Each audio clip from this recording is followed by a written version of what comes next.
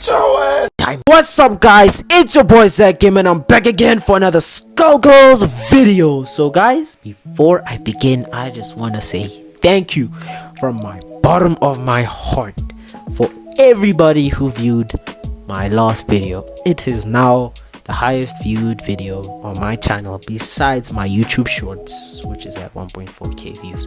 But the videos are more important because that's what gets my engagement up. So guys, truly, from my bottom of my heart, I say thank you, because it has been a ride recently getting back into YouTube and actually being kind of semi-serious, or should I say more serious about this thing. And yeah, hopefully we can get to 500 subs before the end of my birthday, which is 11 September, if y'all were wondering. So if y'all want to get me a gift, let me know, but I know it's never gonna happen. So anyway, let's get straight into the video. Recently, I've been playing a lot of Skullgirls. Well, no doy I have, because I've been doing a lot of videos on it, but I've also picked up on some of the things I did towards the beginning of the video, which is now affecting my overall gameplay. And what do I mean by this? Well, I'll tell you in these 3 points, but for starters, neglecting your bronze and silver characters. What do I mean by this? Well, throughout the game, or should I say throughout the story mode of the game, if that's what your starting point is, which should be everybody's starting point if you want to progress and get more and more characters, you should really start with the story modes. And I suggest start with the character story modes before you get into the main story modes, because guys, I'm telling you now, it will be better that way, trust me. But that's a tangent for another video. I'll do that probably later on about all the levels and stuff. But for now, bronze and silver characters. So you run into a problem once you get stipulations like these, and now you can't play the game because your bronze levels are too low, and now things are just messed up because you're facing this issue. So what I would advise, so how do we fix this problem? Well, I would advise maxing out your characters, or should I say maxing out the levels of your silver and bronze characters. Usually silver characters max out at about 800 XP, if I'm not wrong, 800 XP ish. Well, it becomes more once you use their skill trees and max it out. Well, maxing out their skill trees brings it up around 1.4 XPs. But for silvers, it's a bit iffy because different characters mean different things. If you evolve your character, its XP might not be high as an original silver, which is a whole other tangent, but we'll not get into that. Silvers usually go up to around 400. Well, max is 400, but I don't know yet because I only have one max silver, which is Annie, and you guys all know that. So guys, do not quote me on that. I am not sure. But now, because you don't have your bronze and silver characters maxed out, you run into this problem where now you're spending the next half of your game maxing out your characters, or farming bronze characters in daily events. And trust me guys, I'm doing that right now. I'm literally spamming daily events. I can't even play the story mode anymore because I'm stuck at these particular rounds, because on the main story mode I'm at expert for everything. I'm at expert, so I'm really stuck here. So yeah, it's a bit annoying. It's really annoying, which leads into my next tangent, number 2, which is skill trees. Speaking of skill trees increase your characters all around stats while also increasing their power level. What do I mean? Technically, skill trees have 5 main attributes. Your combat levels, which is basically your hits per combo ratio. You see all the hitting and stuff you do, yeah, that's your hits per combo ratio. And usually that would go up to about, your normal characters would go up to 10, but for some reason Painwheel is a G and hers goes up to about 14, with Valentine also going up to 13. I don't know, I'm not sure about the other characters because right now I do not have the money to, max out all the characters and find out their hit points. You guys can do that yourself when you start the game, because me, I'm in trouble right now. Second attribute, their special ability. Now, not all characters have a special ability, but technically all of them have a special ability, but it varies from character to character. Like for example, Squiggly, Beowulf, Annie, not Black Dahlia. Who's the other one? Umbrella. Yes, Umbrella.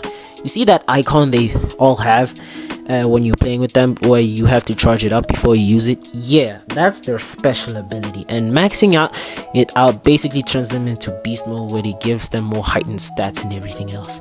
Next one is cooldown, which I'm guessing is for the cooldown of the blockbusters or whatever. I'm not very well versed in that one because I don't really care that much about it, but yeah, it probably does that. I need to, search that up, but usually I'm not doing that research right now because I'm just giving you guys general advice. And what's next? Oh yeah, the heart, or should I say the XP or HP? Yeah, the right word is HP for this one. This one increases your character's overall, I would say, health, or how much is a tank per hit ratio, meaning that is it still going to be standing after taking a 10 combo hit. Usually it should be the case, but normally when we have lower level characters or lower tier characters, it becomes very important to have that HP maxed out, because now you're getting hit with combos, no biscuit, and yeah, like the ones you see me pull in my videos. And yeah, it gets really annoying. And these skill trees become more useful when you look at the bronze and silver characters, because these characters' skill trees are very cheap. Then you get gold. Oh my god, bro. Hell, man. What the fuck, man? Get your ass. Diamond, bruh. The skill trees. Look at this. Nah, I am not paying that much. That's my whole bank for a game. That's my whole bank. I can't, like, to max out a skill tree for a gold and diamond, you need over 1 billion coins. I'm sorry, but I'm just gonna say it right now.